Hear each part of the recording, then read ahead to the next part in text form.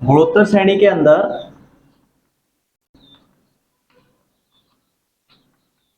जो टर्म होते हैं उसमें किसी एक नंबर से कंटिन्यू मल्टीप्लाई रहता है, जैसे कि 2, 4, 8, 16 और 32।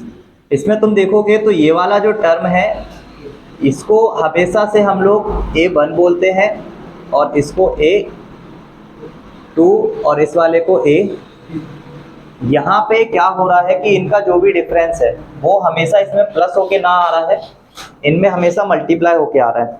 मतलब इस वाले टर्म में देखें तो हमें क्या मिल रहा है कि हमेशा हमें 2 का गुणा 2 में मिल रहा है। आगे वाला टर्म जो भी होगा हमें वो नहीं पता, लेकिन पहला वाला टर्म का उसमें गुणा जरूर किया हुआ है। ये जो टर्म बन रहा है ना इसमें पहला वाला तो है, लेकिन जो 2 है उसका इस बार कितनी बार गुणा कर दिया। ये वाला जो टर्म है इसमें 2 का 2 जो है आगे वाला टर्म वो तो है, लेकिन आगे कितने का गुणा किया है टोटल। तो हम लोगों को इतना दिख रहा है कि हर एक पद में जितनी बार नीचे हम जौन सा टर्म देख रहे हैं उसमें a का मान तो है ही है, उसके साथ में एक मान और आ रहा है। कंक्लूजन क्या निकलता है कि यहाँ पे अगर हम फॉर्मूला यूज करें a ऑफ n बराबर a इंटू आर की पावर n-1, ये हमेशा मिल रहा है हम लोगों को। मीन्स आगे जो आने वाला टर्म है उसमें a मतलब फर्स्ट टर्म तो है ही है, और उसके साथ जो r आ रहा है वो r एक ऐसा नंबर है जो हमेशा उसकी एक पावर, यहाँ जो नंबर आएगा उससे हमेशा एक कम आ रहा है।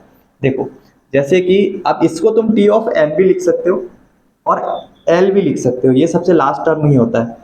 ठीक है, तो t ऑफ n लिख लो, l लिख लो, कुछ भी लिख लो, कोई फर्क नहीं पड़ने वाला। ठीक है, इस वाले में हम लोग अगर 1 रख के देखेंगे तो हमें मिलेगा a इंटू आर की पावर 1-1, इसका मतलब सिर्फ, और वो श्रेणी का पहला वाला पद है भी। फिर a2 का जब मान निकालने जाएंगे तो वो मिलेगा a इंटू आर की पावर 2-1, इसका मतलब a इंटू आर।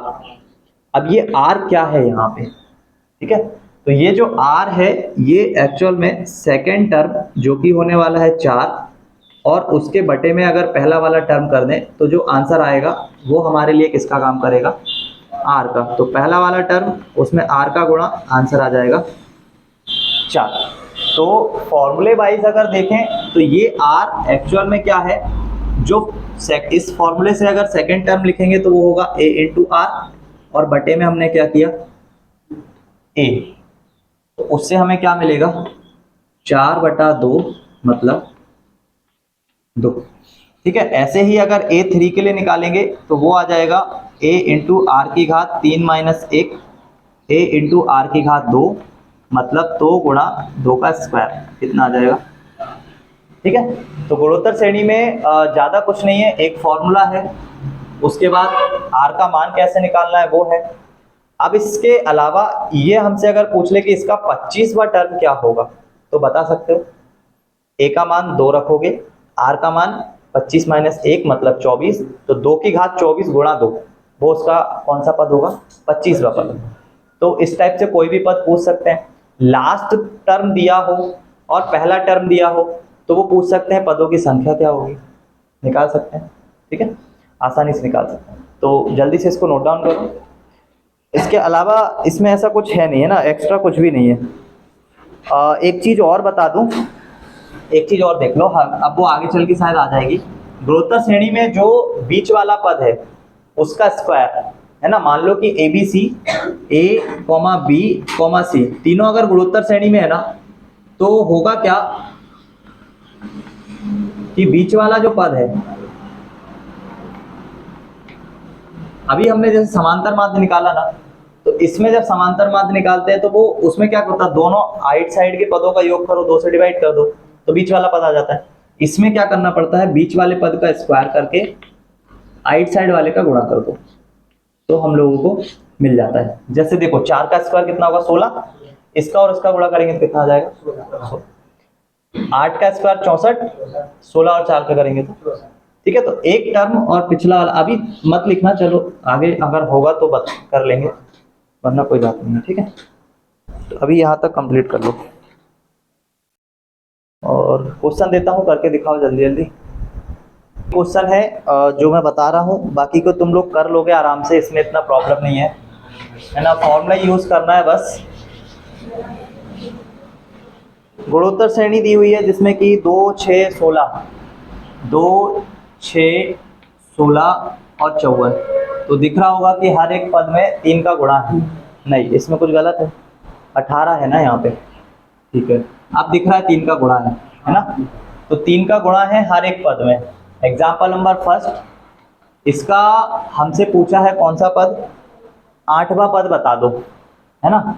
तो 8वां पद के लिए ए का मान पता होना चाहिए जो कि 2 है, आर का मान पता होना चाहिए जो कि कितना है, 3 है, ए ऑफ एन का फॉर्मूला पता होना चाहिए जो कि है ए आर की पावर एन माइनस 1। इसमें अगर 8वां पद निकालना है तो ए ऑफ 8 का मान निकालना है, ए गुणा आर की पावर 8 माइनस 1, ए गुणा आर की पावर 7, ए का मान है 2, आर का मान है 3 और 3 की घात 7। 3 की घात 7 को यूज करके चलो डायरेक्ट आंसर दिया 4374। ठीक है, तो 3 का गुणा 7 बार मतलब 3 गुणा 3 गुणा 3, 3 3 9 27 या 81, 3 कितनी 4 बार हो गया, 5 6 7, टोटल 3 3 9, एक बार 9 कर लो फिर 3 का गुणा कर लेना, तो 9 एकम 9, 9 8 72, फिर 3 का गुणा 9 3 27, 2 3 दूनी 6 2 8, 7 21, 2187 में गुणा कर लो 2 का, 7 दूनी 14, 8 दूनी 16 और 1 17, 2 एकम 2 और 1 3, 2 दूनी 4, 4374। ठीक है, तो कर लोगे इस टाइप के सारे क्वेश्चन, है ना। यहाँ से रिलेटेड तो सारी कर लोगे, अभी प्रॉब्लम नहीं जाएगी। तो अभी स्टार्ट कर देना गुणोत्तर श्रेणी के क्वेश्चन, ठीक है, अगर पिछली नहीं कर रहे हो तो 2G1 नेक्स्ट क्लास में कंप्लीट हो जानी चाहिए, जितने क्वेश्चन वो पूछ लेना। हम लोग आगे वाले क्वेश्चन करेंगे, कुछ एग्जाम्पल जिनको होमवर्क के तौर पर लिख लो जल्दी से। एग्जाम्पल नंबर 2, एग्जाम्पल नंबर 4, 6, उसके बाद 9। ठीक है, बाकी एक्सरसाइज के क्वेश्चन नहीं करोगे तो चलेगा, एक्सरसाइज के 10वां और 11वां जरूर करना, बाकी कोई भी नहीं करोगे तो चलेगा, ठीक। और ये जो एग्जाम्पल बताए होमवर्क के तौर पे इनको कर लेना। खत्म है, 2G2 पे चलेंगे नेक्स्ट क्लास में।